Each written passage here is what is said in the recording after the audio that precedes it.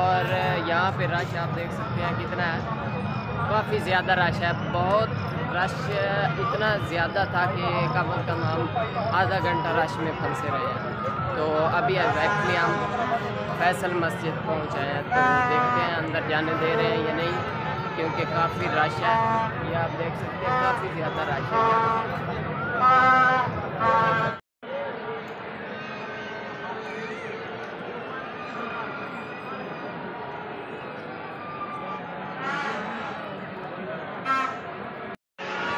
ये आप देख सकते हैं कितना रश है, काफ़ी ज़्यादा रश है और अंदर की तरफ नहीं जाने दे रहे। ये फैसल मस्जिद है, इसके अंदर नहीं जाने दे रहे क्योंकि आवाम का आज बहुत ज़्यादा रश है, 14 अगस्त है, इस वजह से। तो